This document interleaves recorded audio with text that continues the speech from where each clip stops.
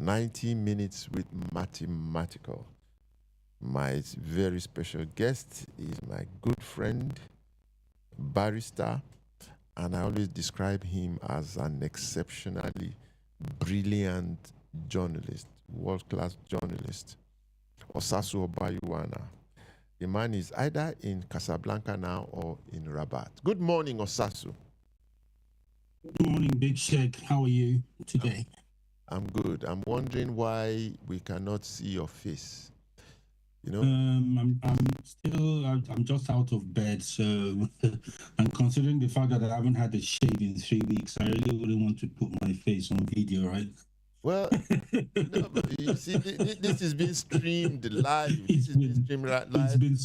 It's been so busy, and again, I'm in a French-speaking country. I didn't know where to go and get myself a haircut or a shave. So let me spare your viewers and that the state of my face at the moment. Okay, but you know, these days with technology, radio is more than just voice, and usually we take both, goes on YouTube and so on and so forth. And I don't know, maybe during our break or something, you could just you look good anyway. Which way, man?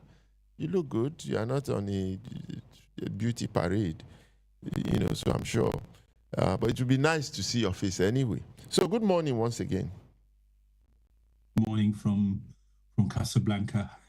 The final is at 9 p.m. tonight, so we still have a good number of hours before we find out who the next champion of Africa will be.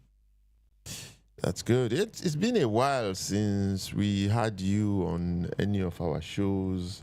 And during that period, your old man passed on.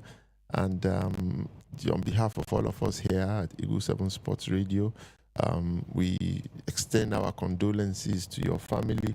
And we pray that the Lord would, welcome our big daddy back home very peacefully. So well done, Osasu. Thank you very much. It wasn't an easy period when I lost him on the 27th of February, but he was just short of being 82 before he passed. So he didn't live a short life. He lived a long life, and we thank God for that. Yeah, absolutely. So, how has it been in Morocco since you got there?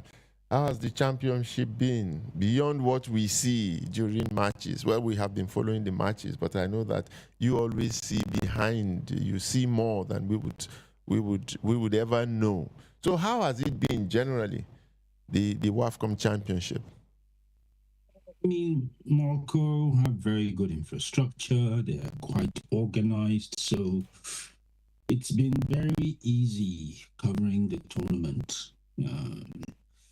It's what they are doing in terms of football development, in terms of general infrastructural development in their country is something which should really, be a period for pause in Nigeria. You see the roads here without a single pothole. I mean, going from Casablanca to Rabat is almost like going from Lagos to Ibadan in terms of the distance, about that. And you can do this trip at any time of day or night. So today, for instance, we have the final starting at 9 p.m. Moroccan time. I don't think I will be back in Casablanca before 2 a.m. Okay? Mm-hmm. You imagine that in Nigeria, having the final in Lagos at 9 p.m., leaving from Ibadan and going to cover a final in Lagos, finishing a match at 11 and going back to Ibadan that night. That's not possible. Nobody would try it. These are the things that should really make our leaders think that you cannot develop an economy when people cannot move at all times of the day and night. Because if you have an economy where everything shut down at a specific time, you lose money, you lose man hours, you lose productivity. These are things beyond football. Morocco is thinking beyond football. And that is why the king of Morocco takes a personal interest in everything that is being done concerning their football development, because it is a launch pad for so many other things. Well said. We have always said this, that sport generally and football in particular could be great catalysts for development in all other fields. And it appears that Morocco is deliberately repositioning the country as a sport destination. That through sport, they are doing so much, with sport in Morocco. Now they want to host the World Cup, they want to do this, they want to do that. Remind us again of the dimension, to which they have taken their sport development in Morocco, from what you see there. This 2025 is going to be the busiest year in the history of football in Morocco. As far as I know, my memory is serving me right, I have never known any country in Africa to host the women's AFCON and the men's AFCON in the same year. No country in Africa has done it. Morocco are doing that. And in addition to that, they also have to organize the FIFA Women's Under-17 World Cup this year. So can you imagine how packed the program is for this year? And they are taking it on. And don't forget that they have a World Cup to organize in 5 years from now, and they are planning for that. And that Under-17 World Cup that is taking place this year will be organized by Morocco for FIFA for the next 5 years. Okay. So you can imagine now, as an Under-17 World Cup host, they will be thinking, okay, since we are hosts, we will always present a national team to that competition. So in terms of their own national football development, every strategy they have in developing their teenagers will feed into that competition. They will keep on being exposed to that competition. The top talent from Morocco that plays in that competition will continue to move out to the best clubs in the world. And then you can see that in another 5-10 years, those players will be the bulwark of the Atlas Lionesses. And if they are able to get their best talent playing for the best clubs in the world, don't be surprised in another decade or 15 years, Morocco will be competing as a real contender for the Women's World Cup. They are very, very deliberate about what they are doing. Wow. Okay. Compare for us. You're a veteran at covering all of these competitions. And, AFCON, WAFCON, just compare the two. Is the feeling, is the atmosphere, around both the same? When you look at AFCON, the way it is normally, and then women's football. I will talk about my feelings about women's football shortly. But how is it? How you feel with AFCON and then with WAFCON? Well, to put it shortly, in terms of spectator attendance, it has not been good. Outside of the games involving Morocco, I have to be very frank with you. There are 5 centers for this WAFCON. You've had Rabat, Olympic Stadium, the Labi Zaouli Stadium here in Casablanca. We also have another center in Mohammedia. Mohammedia is about 1 hour away from here, or slightly less. So I've been to all these 3. The only other 2 that I haven't been to are the ones in Uja and the other one in Berkane. Berkane is the hometown of Fawzi Lekjat, the Moroccan Football Federation president. Those 2 venues are too far for me to go to by car, so I've not been able to go to those venues. So I have to say that the attendance has been poor, and I wish the Moroccan authorities had just encouraged children and young people to enter for free and fill up the stadium, because it's not good having this event and then TV cameras will be panning to the bleachers where you have it 85 or 90% empty. That's not good. But for the final today, I know it is going to be packed full. There will not be one seat left in that house. If you can imagine that an official of the Royal Moroccan Federation came to me asking me if I can help him get tickets, because the demands that have been placed on him for tickets, he cannot meet it. And I was laughing with him. I said, for goodness sake, you are the top guy in the federation. You are coming to me for tickets? Are you serious? He said yes. That he had to ask because the ones he has are not enough for the demands that are being. So I know that it's going to be packed. It's going. I mean, the 2022 final also was packed, and I know this one is going to be packed as well. So at least for the final, you can expect it to be well attended, without question. Between two countries, one is aiming to win the championship for the very, very first time, and the other hopes to win it for the 10th time. Unprecedented record in the history of African football between the Falcons and the Atlas Lionesses. Well, around town, are they hopeful? Well, with the people I speak to, I mean, my taxi owner, my car driver would always tell me, Monsieur Nigeria, Grand Equipe Nigeria. They know that Nigeria has the best team of the competition. Everybody knows it. Oh, but really? The question, everybody knows it in Morocco. They know that if you look at Morocco and you look at Nigeria, Nigeria has a superior team, and Nigeria should win the final. But it's not just about having the superior players. You also have to look at the astuteness of the tacticians on the bench. Okay? Morocco have one of the best tacticians in the world in George Vilda on their bench. 2 years ago, he won the World Cup for Spain in Sydney. I was there. I covered the entire tournament.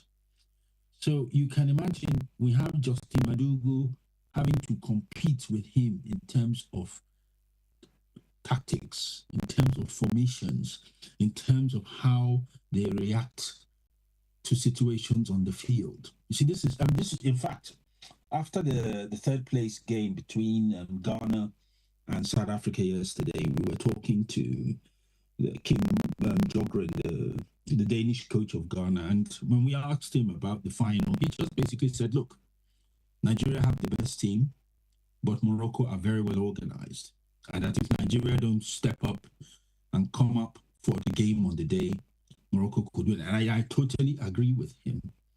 Justin Madugu just has to show some tactical astuteness because he has the players to take care of Morocco, without doubt. But if he doesn't step up tactically, you are playing against a world champion coach, you'll be found out if you don't do your job properly. So, well, it's not time to ask you to make your prediction.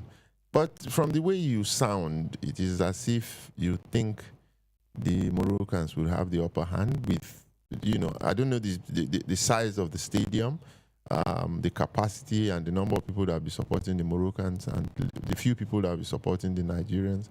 But we have in that team very, very experienced players, the Nigerian team. I totally agree with you. No. In terms of the players, Nigeria have the best players in the competition. Nobody can dispute this. This is not the issue. If the players are used in the way they are supposed to be used, there is no reason Nigeria will not win the game. And for me, when you look at the sterling history of the Super Falcons, the incredible history of the Super Falcons, since 1991, they have qualified for every World Cup, every single World Cup without fail. The Super Eagles cannot boast of such a record, and they can never boast of such a record. The Super Falcons have 9 African titles, unprecedented in the history of African football, the most successful team in African football. The Super Falcons have won titles in some of the toughest places you can win titles. They have won in South Africa, beating Banyana in South Africa to win the title. The Super Falcons in 2016 at the Stade Donispor beat the indomitable Lionesses in front of 50,000 people in Yaoundé.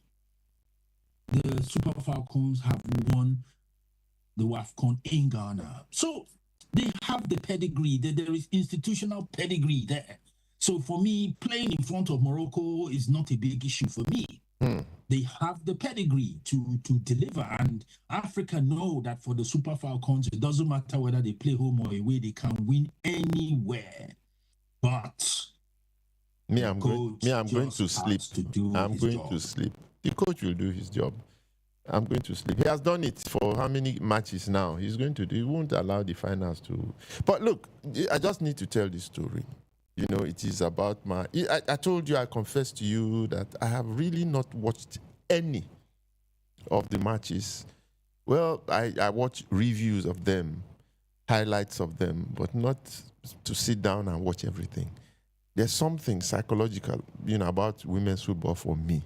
And this is because a long time ago, when, women football started in Nigeria, I think we had won the first Africa Cup of Nations we had.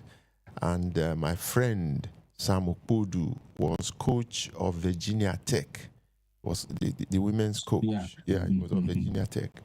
And, I went to watch this training session at the National Stadium in Lagos. And I saw this girl playing in the camp of the Super Eagles. She was better than any young boy at 17 at that age. It was unbelievable. And she was in the national team of Nigeria, under 17.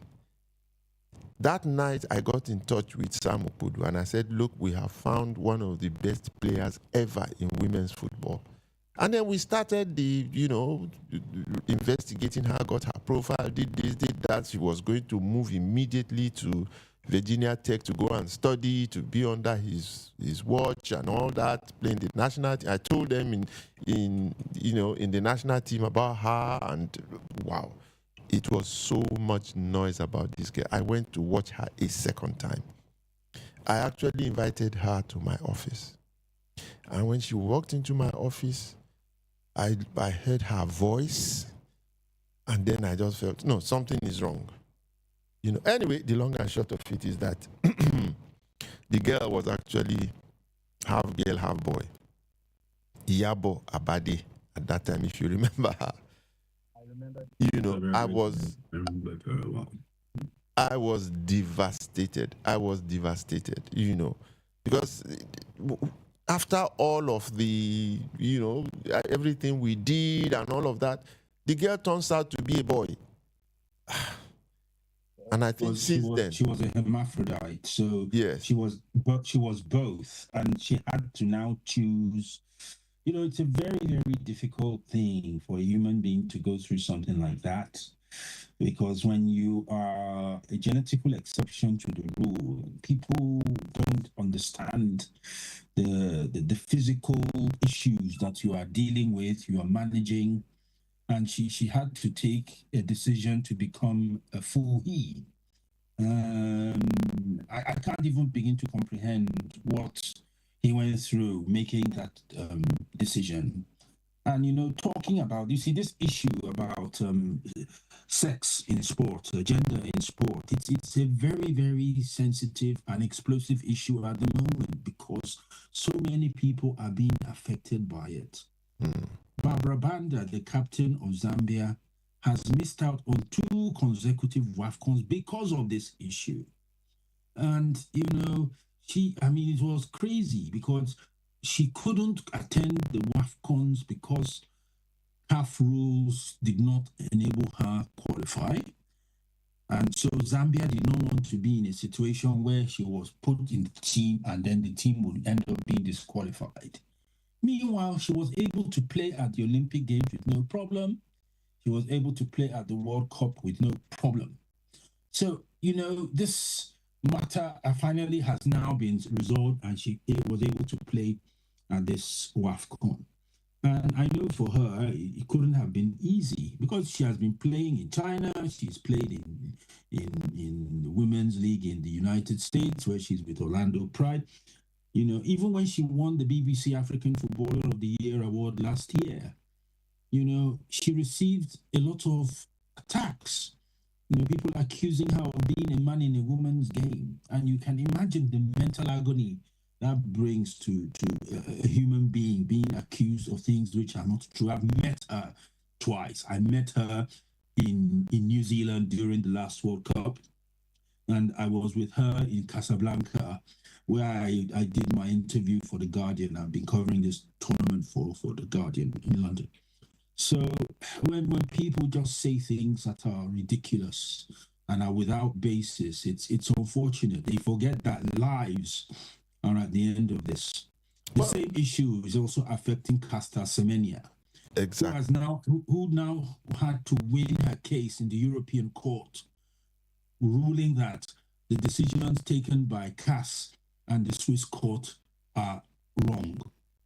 So, very, very, very sensitive issue, this issue of gender and the difference in gender in sports. And one way or the other, it's not easy to say one is right or one is wrong. Depends on, how you're looking at it. Even the American government now has taken a decision on this gender issue. If Iyabo Abade had played at that time, from what I saw, he would, because he chose to become a man. He was more male than female. If he had played at that time, he would have become the best football player in the world, without question. He was too brilliant. He was, the difference between Iyabo and the rest of them was like the difference between, the sun and the earth. It was just too much. And that's what we saw with also Semenya. When you see Semenya run, you would know that there's more of the female, whatever you call it, than the male than the female. And under such circumstances, it's different with every human. So what do? You either make it pure, or you manage the impurity that is in these gender considerations. Anyway, that's just by the way. Okay. Yeah, okay. Yeah, go on. Yeah, I just wanted to say my feeling on this issue is that sport needs to educate itself about the fact that human beings are all created they are genetically unique. Okay, so it is not the fault of any female who happens to have preponderance of male chromosomes or DNA. These are things that we have to understand and needs to be managed in a way that recognizes the humanity of these people. Because we can't begin to understand what they go through when they are being slaughtered in the media, they are being accused of cheating. I'm not saying, look, the issue of changing of gender, sex change, that's a different matter. I'm not even going into that one. What of the unfairness of competition? The unfairness in competition. But the issue of women having natural issues in their or natural things in their body are now being seen as not female because of that. No, that's not correct. I wouldn't support them being treated unfairly for that reason. Okay. Well, if you've been listening to us, this is Eagle 7 Sports Radio. My guest is Osasu Obayuwana. I hope in the second half we'll be able to see your face. But Azizat Oshuala, I was told last night, after I had written my editorial, which is in several newspapers this morning, that she actually has not retired from the national team of Nigeria. What correct. do you know? What do you That's know about correct. that? That's correct. The rumor came out, and is it rumor or report? I saw the report. I talked to the report had no basis, basically. I could say some things, but I just don't want to hurt certain people and colleagues who should know better, because there is a certain colleague, a very senior colleague, who took on this story, and he didn't even bother to cross-check with her or to check from the official handles of the team to see if this was true or not. So, but I don't want to mention him. I don't want to air him. He could have done better by just doing some simple checks, because Ashishat has not been playing well for the national team for quite a bit, and she's very sensitive to this matter. I mean, an executive committee member of the federation who knows her very well told me they were in conversation and she was in tears over it. Ashishat has not been my favorite person personally because of certain things she said to me in the past, but that has nothing to do with the fact that she has been African Player of the Year 6 times. She has played for the best clubs in the world. She has won. Be respected and to live in the way that she wants to live. It's as simple as that, really. Oh, so she's being forced to live by some people deliberately. Well, I think that is what she is feeling. But as far as she's concerned, she has not retired. She has not made any statement that she has retired. So she is still available to play for the Super Falcons. But my take, because I was discussing this issue with Colin Udo, who knows Ashishat well. And I told him, I said, look, she's not the player that she was with Barcelona at BFC, although she has been playing at BFC and she has been doing fairly well there, but she's not the same player when she comes to the national team. So the question is she still needed in the national team? My personal opinion is that the coach shouldn't have brought her to this tournament at all. And that him not bringing Monday Gift, who plays for the Washington Spirit, a younger player, a very explosive player, striker, who could have brought so much to this team, was not brought. And she now had to come out, Monday Gift, and make a public statement that she was fit and there was nothing wrong with her, and there was no injury issue. So the question we all asked Manu was, why didn't you bring her to this tournament? And that is a question that even people within the executive committee of the federation have been asking, because to be honest with you, there's no justification for excluding her. He made a mistake, and I'm sure in his quiet moments he knows he made a mistake. Okay, Eagle 7 Sports Radio. The championship has been full of dramatic periods, particularly with penalty kicks. Several of these matches have ended, through the penalty kicks at the end of it. I asked you at the start what your impression is about the championship generally. Okay, now the matches, the standard of play, and so on and so forth. What are your thoughts on this? If I'm to be brutally honest, I think the quality of football has not been great. I think we need to see an elevation in the quality of competition. That's just my personal opinion. When I look at Nigeria, the gap between Nigeria in terms of ability and talent is so far from the rest in this competition, so far. And Nigeria is not even ready to globally compete. Not because we don't have the talent, but because we are not preparing the team in the professional way that it should. See, the way Morocco is going, if Nigeria had been going the way Morocco is going now, if we had been doing that, Morocco in the last 2, 3, 4 years have hired the best coaches in the world to manage the national team, the best. Reynald Pedros, who managed the team before George Wilder, was the winner of the UEFA Champions League with Lyon, and they brought him to manage the team. After the final in 22, they felt they were not satisfied with him, and the contract ended.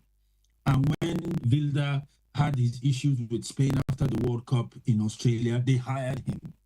So you can see, for me, this is a signal of intent from Morocco that they want their women's team to be the best in Africa. And the way they are going, in another 5 years, they may even win the tournament tonight.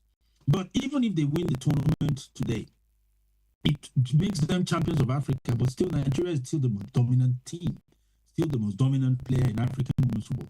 But if they continue the way they are now, in another 5-10 years, I see them becoming real contenders at the Women's World Cup, because you can see the trajectory of development right from the youth level, like we discussed, why they are hosting the under-17 women, how their national football development for women will feed into that competition, how it will create a generation of professionals, top professionals that will play in other parts of the world, that will now be the resource base of the Atlas Lions in the next 5, 10, 15 years. They are very deliberate in their strategy.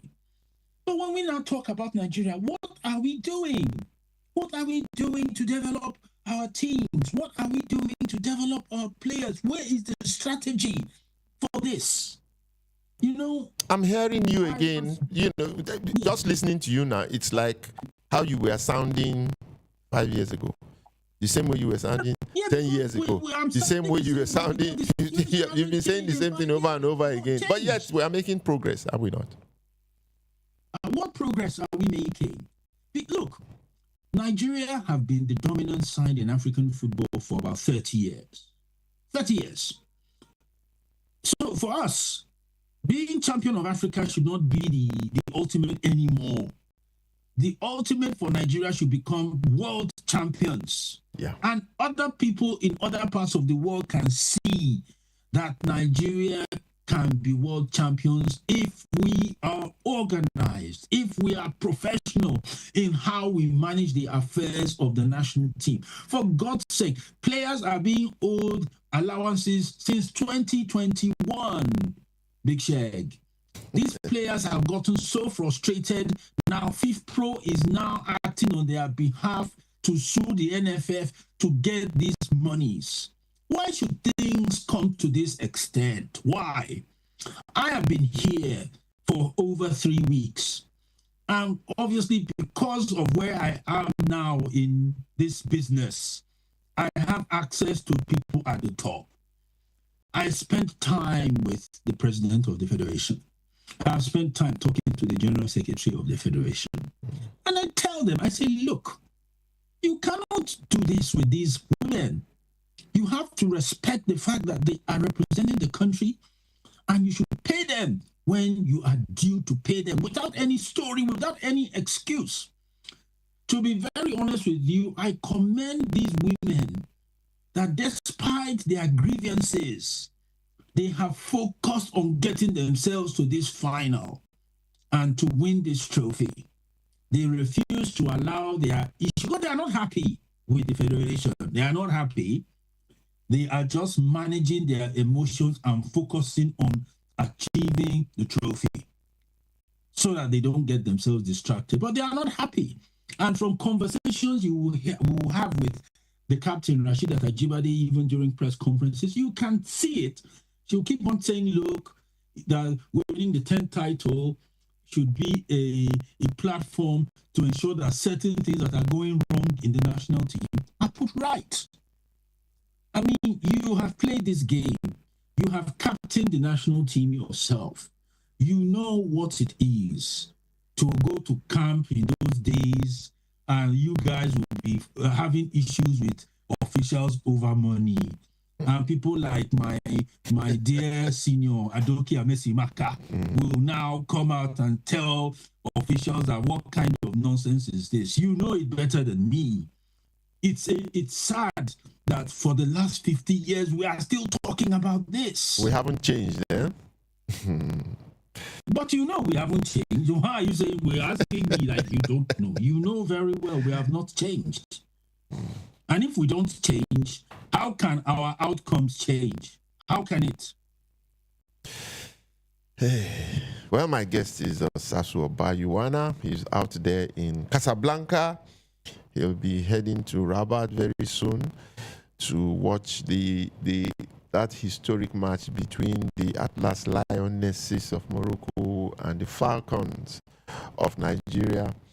And we've been having this wonderful conversation with him. We'll be going on a short break. When we come back, We'll take on other issues, and of course, you'll be able to call us and add your voice to the conversation. Once again, take down the numbers: 0700 2255 1037, 081 27 82 8497. Eagle 7 Sports Radio. Join us after the break.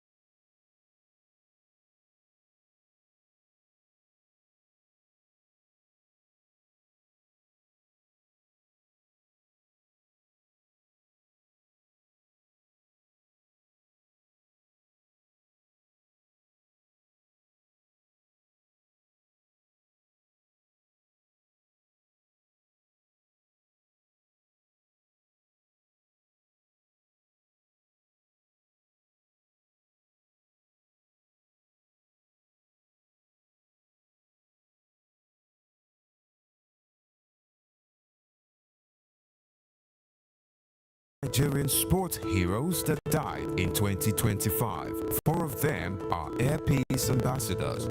Air Peace, in conjunction with the Nigerian Institute of International Affairs, will host sports officials, government, stakeholders in sports and diplomacy, friends, fans, and family members of the late legends Christian Chukwu, MFR, Charles Bassi, MON, Peter Rufai, MON, Obisia Nwakpa, OLY, and Moses Afion, MON, at the Night of Tribute.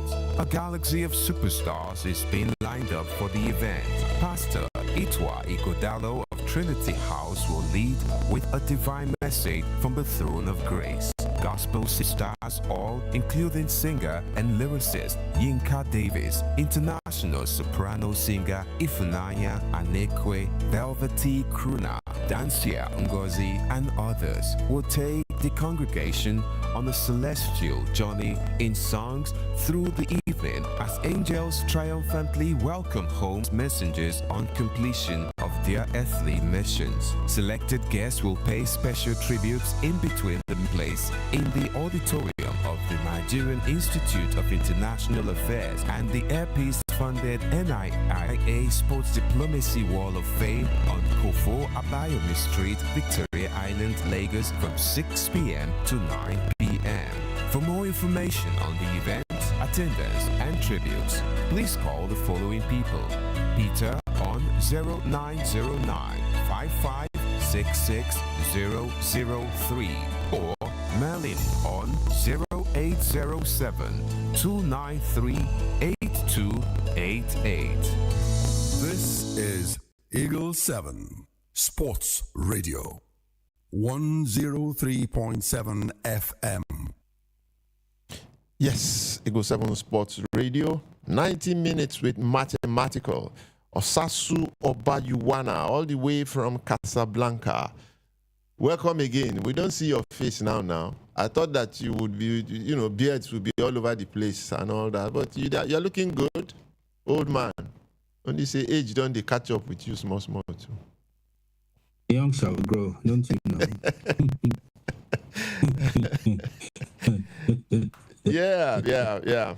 So, well, you are free to call us now on those numbers, and yes, Osasu is here to take your calls. That promo there about the night of tributes. We have a caller. Let's take this. Hello, good morning. Hello, good morning, Shaggy. Yes, how are you? Who is this?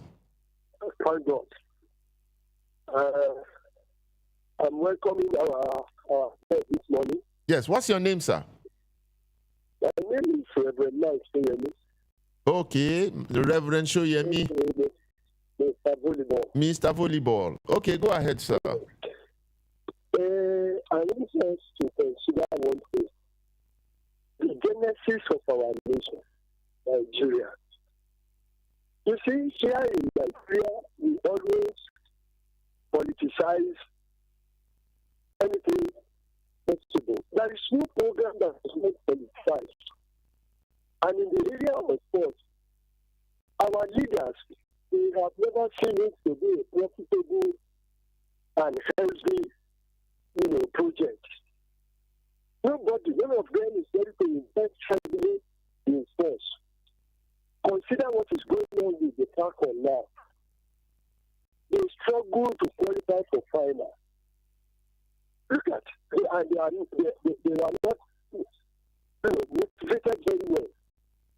It has been like that for years. Go back to 1975, Ghana Nigeria game. Instead of giving the athletes we that are playing our last games over there, they made sure that until we return to National Stadium, we were not giving our allowances and all that things.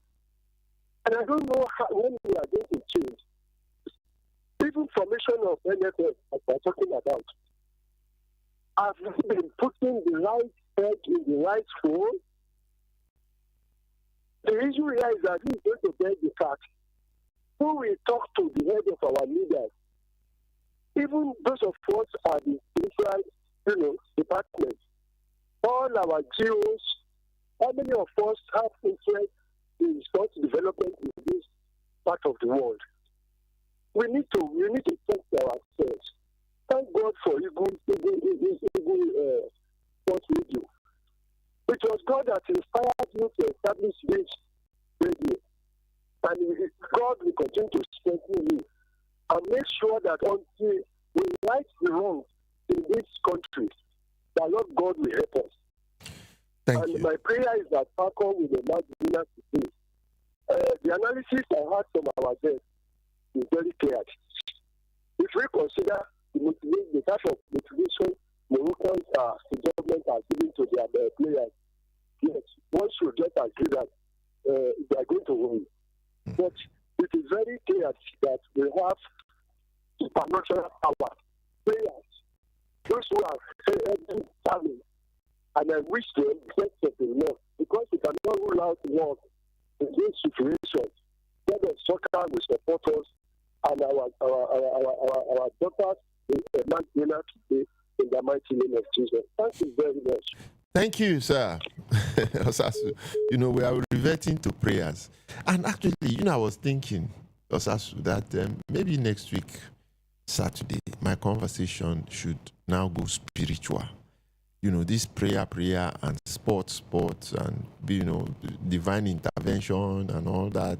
Maybe it is something that we need to start to examine. I know there will not be an answer at the end whether this is true or false or whatever. But just for academic purposes, maybe we need to just look at religion and sport. I think I will do that next week, Saturday. However, back to our conversation. You surprised me in a way because you are going to be in town. You're going to be in the country. Keep on talking. I just need to switch off this alarm so it doesn't keep on disturbing. Okay. Okay, you are going to be in the country over this after the match tonight and so on because you told me that you would want to be at the night of tributes. And I saw the seriousness in your voice, the passion with which you said the things you wanted to say. You told me a little about your relationships with Chukwu and Rufai and so on. So the night of tributes is on Monday. So I give you your own opportunity here now for a few minutes to just tell us your thoughts about it and so on. Christian Chukwu is a gentleman. He was, for somebody who was so famous and so accomplished as a football player, he was one of the most approachable human beings you can meet. I met him for the first time because I did my law degree at the University of Nigeria in Enugu. So I met him when he was coaching Assessor Warriors, which was, I think, in the 3rd division at that time. And that is when I got to know him. And as I said, very gentlemanly human being.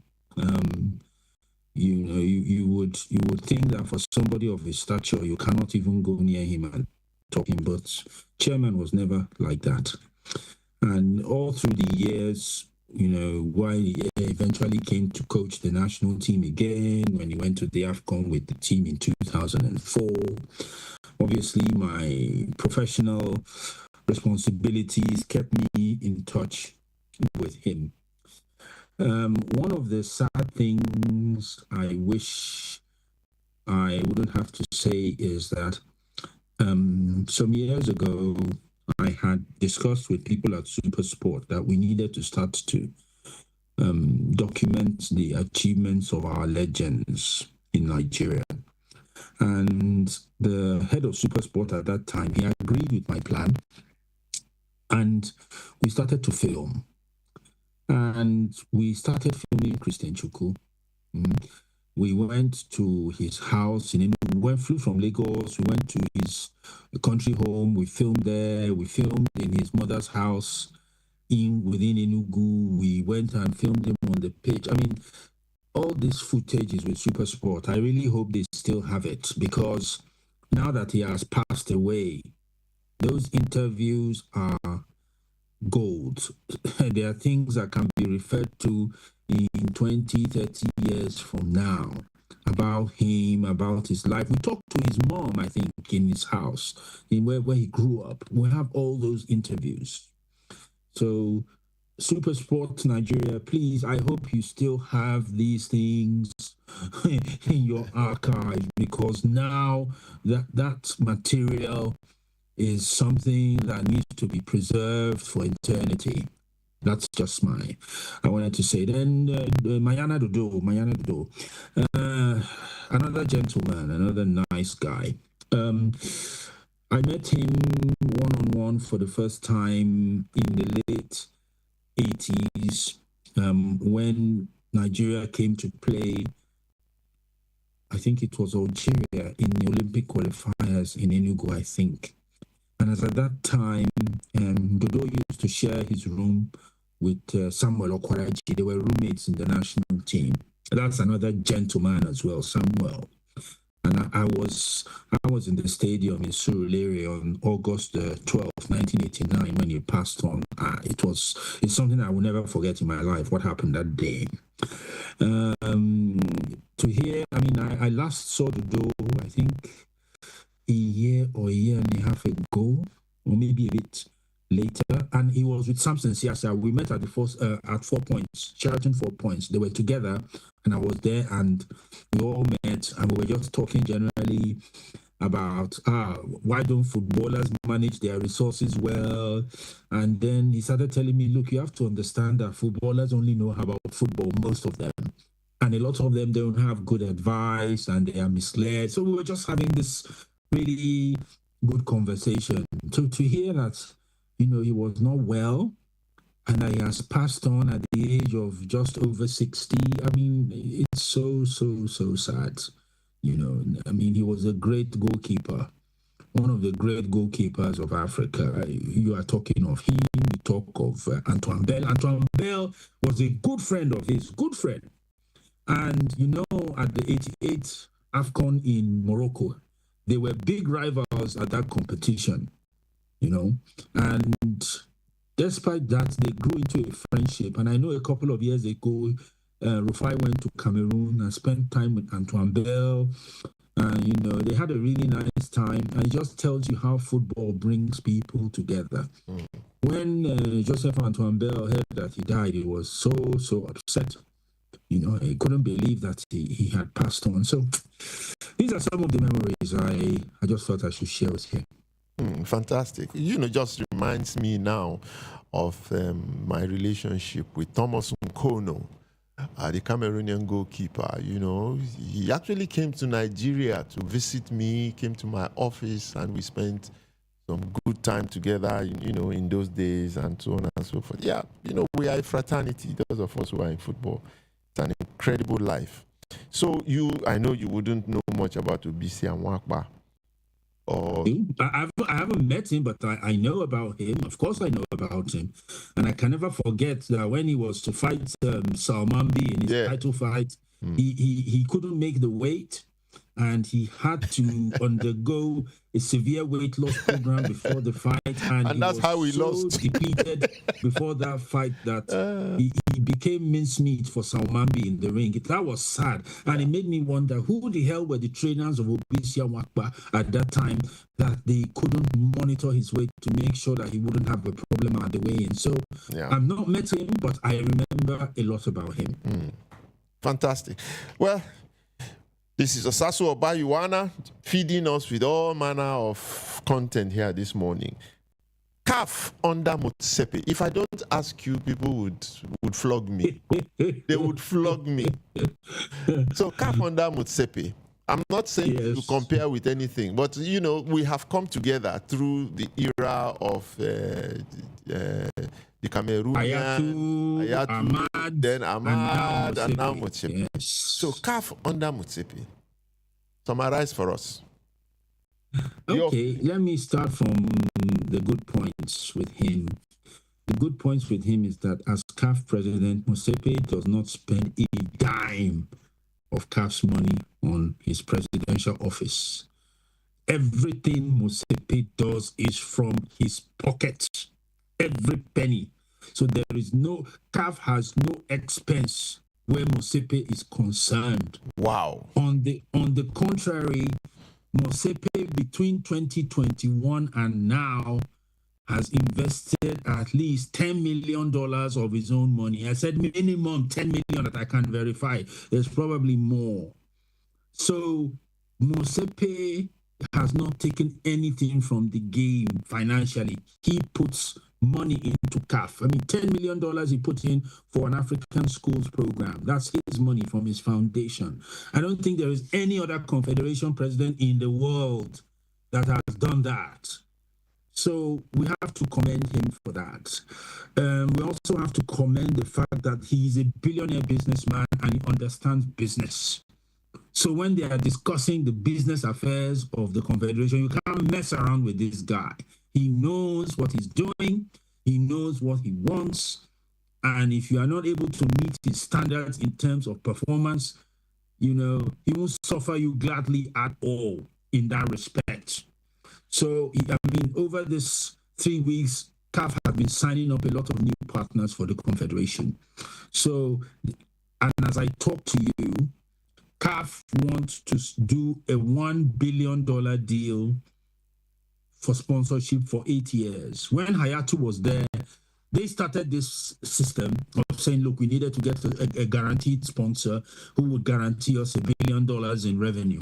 But during Hayatu's time, it was $1 billion for 12 years, okay? Which was a good start.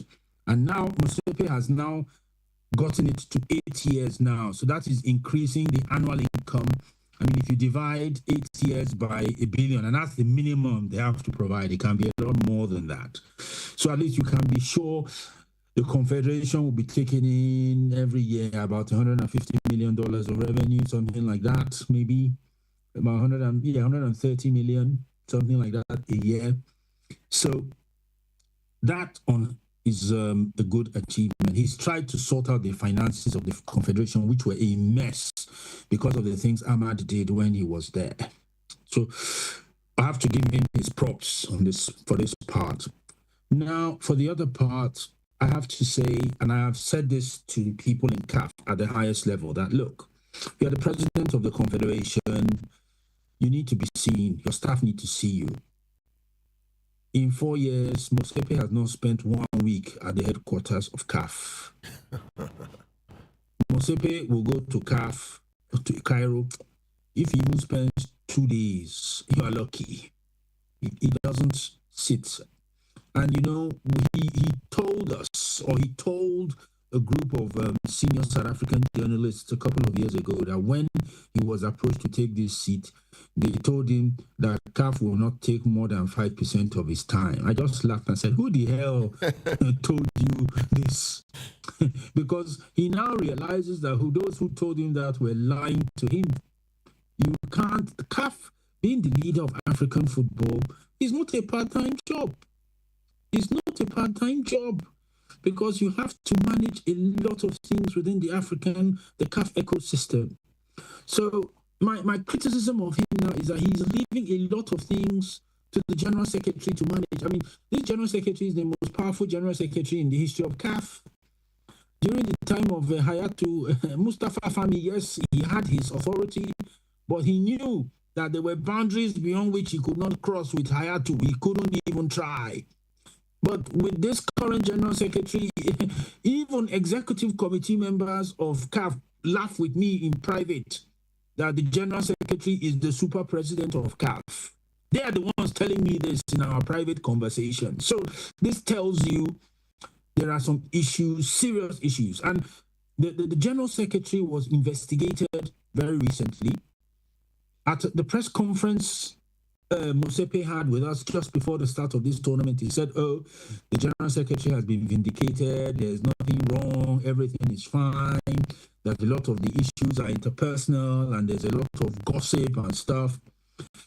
I said, well, you need to talk to your staff, Mr. President, because I talked to the staff. I talked to the directors. I will not mention any name. And most of the staff in CAF who know me always joke with me that, please, in public, don't come to me, because the moment they see me with you, I'm in trouble. But in the ways we communicate, I know what they are feeling. And they are not happy with certain things being done in the administration. One of the big problems, which I can tell you, is that you have a serious influx of diaspora Africans coming into CAF, which, on the face of it, I have no problem with. I mean, I was born in England, I'm British, I'm Nigerian, so I'm the last person who can complain about diasporan Africans being involved in African institutions. But what I have an issue with is when they come in, you must respect those who have been there. You must respect the fact that African football has its own peculiarities. You must respect the fact that if you've not been within the African football system, there are a lot of things you don't understand, and you need to be educated about them so that you are able to take good decisions for the development of African football. I think in this regard, this is lacking in many respects, and this needs to change. Nigeria in CAF. Nigeria and CAF. Nigeria Yes. in CAF. Yes, what about Nigeria and CAF? Today, how influential are we in CAF? Well, that remains to be seen, because since we don't have an executive committee member anymore in the Confederation, that remains to be seen. But I mean, it was interesting to see that Mosepe decided to bring back Amaju Pinnick as a special advisor. And it's also interesting that as a special advisor, Mosepe says that he will be allowed to participate in all executive committee meetings. He will be able to attend all executive committee meetings. The only thing he will not be able to do is to vote, obviously, because only executive committee members have the right to vote. But short of that, Amaju will have the right to be involved in their discussions and things. So you can't ignore that fact that if you are allowed to be in the room and you are allowed to discuss issues of African football with the executive committee members, you are going to have influence. It's inescapable.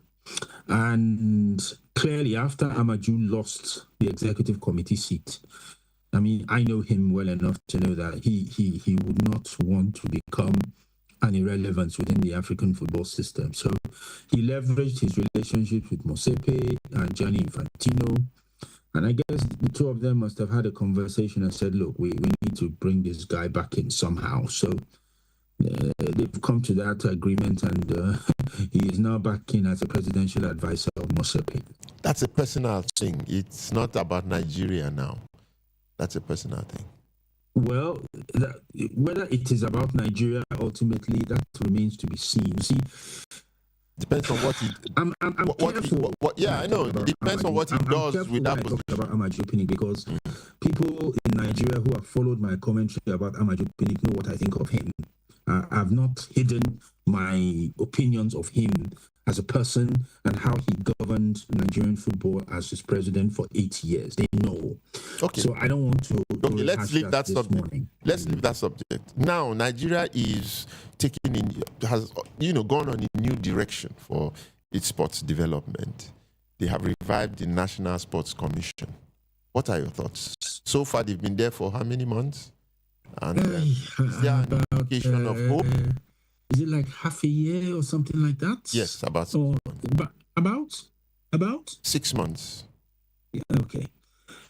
I think Shehu Diko, I mean, obviously you know him very well. I also know him. And you and I can I mean, one thing I give to Shehu is accessible. He's an accessible person.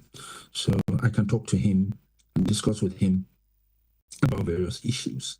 I mean, one of the things I discussed with him when he took over the position was to say, look, we need to have a proper sports dispute resolution system in Nigeria. Remember that Adoke Amasimaka was my chairman. He was the chairman of the committee that prepared the legal roadmap for the setting up of a court of arbitration for sports in Nigeria. We handed in that report to the Nigerian Olympic Committee just before the Olympic Games in 2012. It's crazy to think that we did that job 13 years, and still nothing has been about it. And I told Shehu, I said, look, you guys need to sort this out so that there's a proper judicial system for sport within our country, because in future it is going to be so helpful. I mean, Nigerian Football Federation elections, for instance, are always a mess. And there needs to be a proper way of resolving electoral disputes within the elections of sports federations. We also need to have athletes having a place where they can take their grievances to when their federations are not treating them well. When you don't have a proper sports alternative dispute resolution system like a court of arbitration, it's impossible for these things to be done. So I've told him, and he said that they are going to put it they're hoping that in the NSC bill that this will be included, and then the sports federations will be compelled to acknowledge the supremacy of such a body, and this will help to resolve a lot of issues with regards to disputes within the sports system. With regards to development, obviously he says the president is going to fund them to do a lot of things. So they will be able to do things that go beyond football, because Nigerian sport is not about just football. I mean, you have many other sports. To be honest, I think Nigeria could probably become world champions in basketball earlier than in football if we were just more focused in how we manage things. I mean, when you can imagine that the former captain of the national basketball team is a top NBA coach now, the top. So you have former Nigerian players who are top executives in the NBA that win NBA championships. So we have in basketball, we have the coaching personnel, we have even the governance personnel in the US who should be our resource people in Nigeria. But because of how the system has been so messed up, these people are not involved in our system. And it's sad that we are not doing enough. I hope that he will really look at changing a lot of things, generally. Our athletes, just look at Ofili now, who is going to leave Nigeria and represent Turkey. Nigeria did that girl dirty, really bad. How do you mess up her registration for 2 consecutive Olympic Games? You want to kill her? You want to destroy her life? Now she has decided she has had enough of that. We must have a country that cares for its people, that shows that its human resources are of primary value to them, and not to treat them like an afterthought or like an irrelevance. Because if we keep on doing that, Nigeria will lose its best talent to other countries that value it. I don't know if you followed the National Sports Festival and also what happened ended last week. Both took place in Ogun State. And for the first time, I don't know how it happened because I was not an integral part of the organization. But the National Sports Festival was a spectacle, relatively.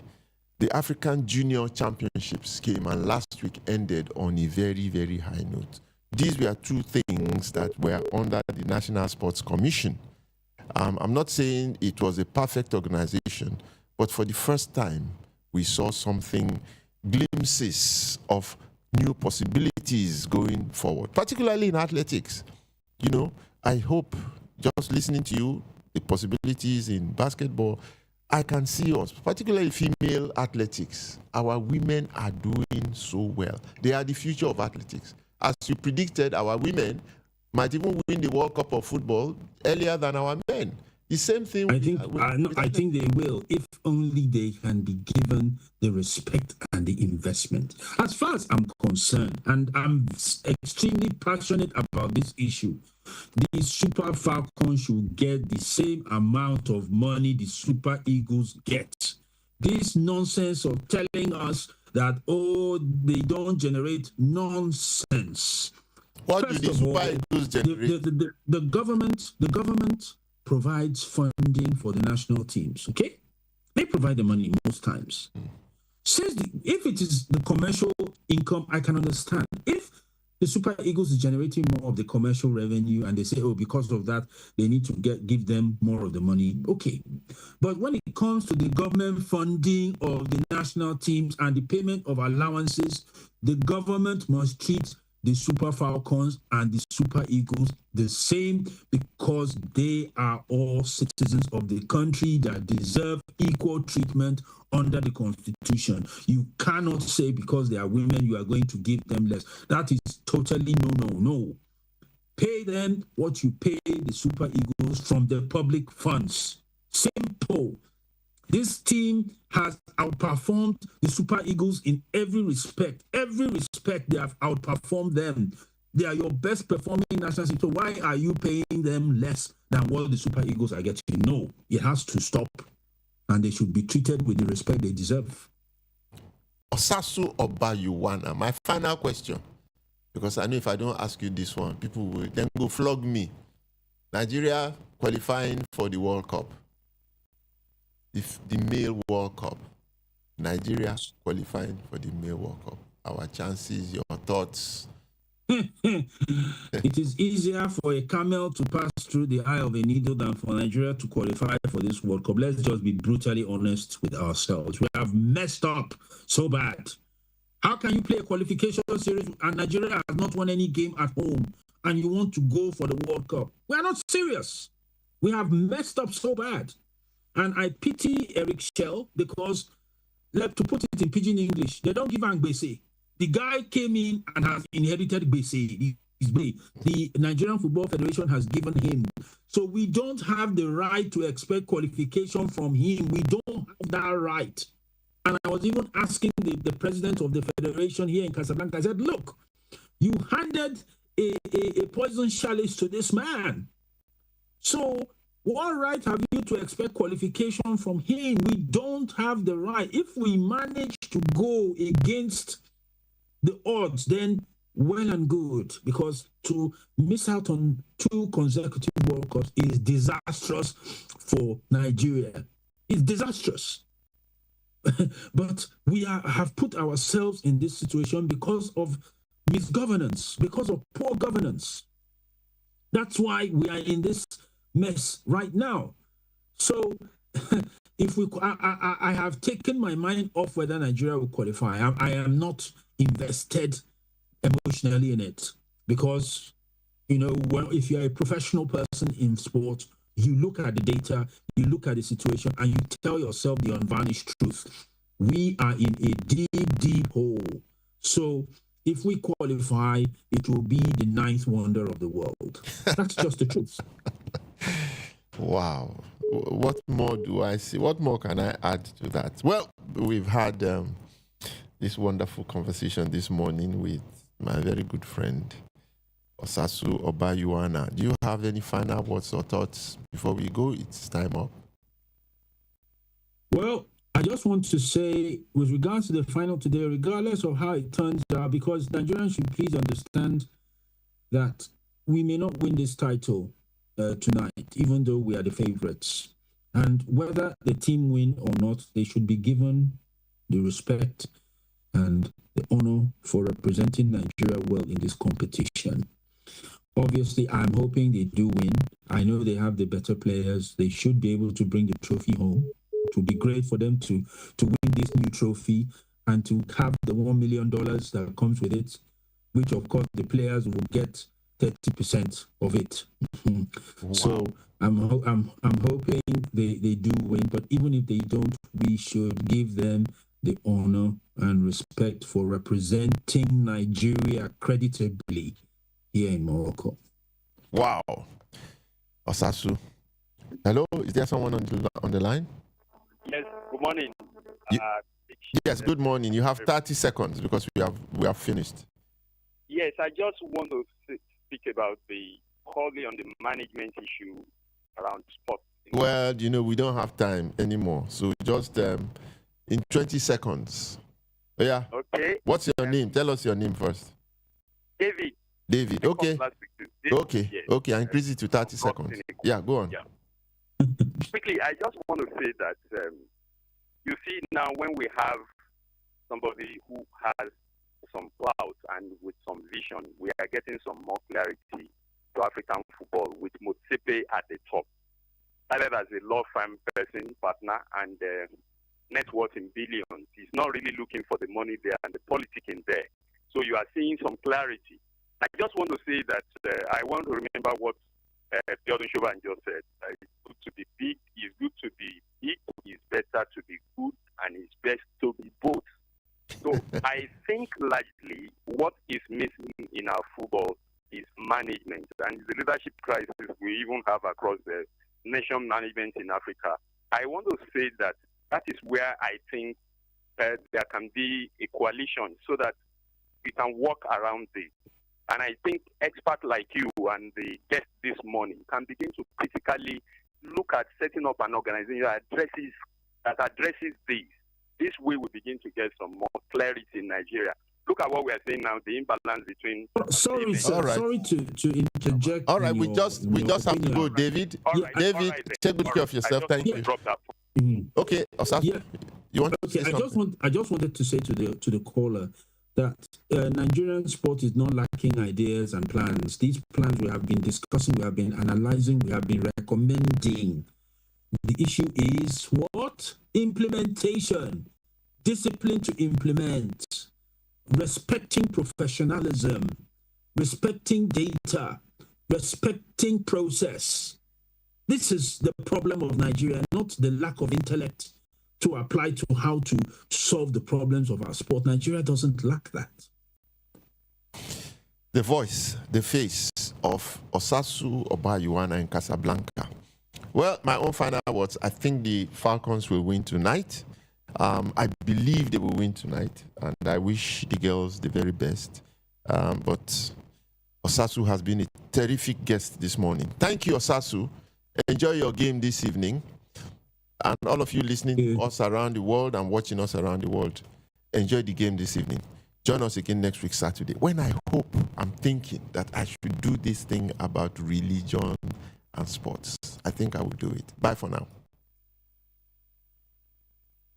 And now, ladies and gentlemen, tell me more. Hello, what station are you listening to right now?